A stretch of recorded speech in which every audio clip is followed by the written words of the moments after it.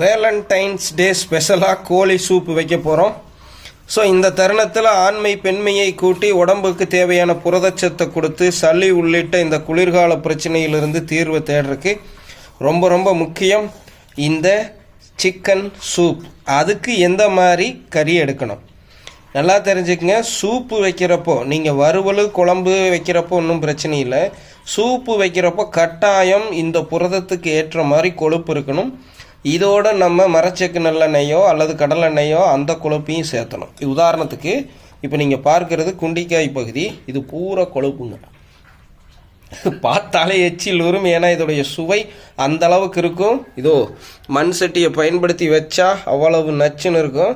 ஏற்கனவே பல முறை நம்ம ருசித்து குடிச்சிருக்கிறனால அந்த சுவை நம்ம நாக்கில் இருக்கிறனால இப்போ எச்சில் வருது. அப்போ அது எந்த அளவுக்கு முக்கியத்துவம்னு புரிஞ்சுக்குங்க. ஸோ இதுலேயும் கொழுப்பு இருக்குது. ஸோ இந்த பகுதியில் மேலே அந்த கழுத்து பகுதியிலையும் இருக்கும். ஸோ இதுவும் பாருங்கள் குண்டிக்காயுடைய இன்னொரு பகுதி. ஸோ குண்டிக்காய்ங்கிறது இது ரெண்டும் சேர்ந்தது, ரெண்டாக வெட்டி இருக்காங்க.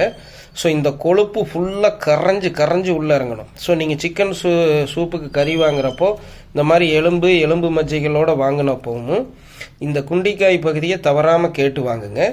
ஈரல் வரும், ஈரலை சூப்புக்கு சேர்த்திடாதீங்க. சூப் எடுத்ததுக்கப்புறம் ஈரலை போட்டு கொதிக்க வச்சுக்கோங்க. அதுவும் ஒரு கொதி வந்ததையுமே போகுன்னு இருக்கையிலே சாப்பிட்டுக்குங்க. விட்டமின் B12 அயனுக்காக கோழி ஈரல் ரொம்ப முக்கியம். ஓகேங்களா?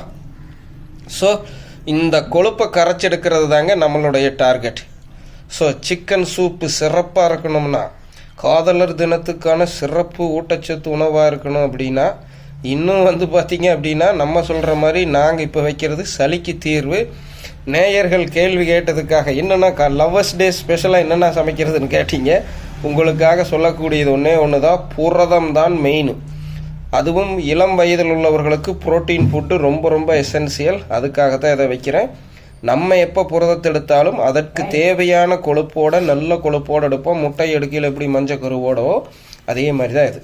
ஸோ இப்போ பார்த்தீங்கன்னா இதற்கு ஏற்றாற் போல் மிளகா கூட்டு ரெடி.